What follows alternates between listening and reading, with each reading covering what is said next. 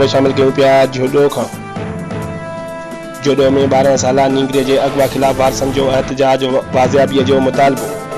गुज़िरियल ॾींहुं जोडो में शर्मीती मारवी संदसि मुड़ुस जेसू कोहलीअ सां गॾिजी साहिब ॾाढो एहतजाज कंदे चयो त 6 अप्रैल ते संदसि मुड़ुस हंगलाज रवानो थियो। 9 अप्रैल जी शाम धारे संदसि ॾेर मोहिन ऐं सोट जयराम कोहली संदसि 12 सालनि जी मासूम न्याणी कारी कोहलीअ खे बीमार भाउ जे तेमारदारीअ जो चई वेसा घातीअ सां घरां वठी विया, जंहिंजो महीनो गुज़रण वञण बावजूदि ताहाल को पतो न पइजी सघियो आहे। उन शक ज़ाहिर कंदे चयो त संदसि न्याणीअ खे मज़कूरा जवाबदारनि किथे विकिणी या मारे छॾियो आहे। हुन वधीक चयो त हफ़्तो अॻु जोडो पुलिस मोहन कोहलीअ खे गिरफ़्तार कयो, पर 2 ॾींहनि में मक़ामी कामरेड एलजी ऐं खीरो कोहलीअ खे छॾाए विया।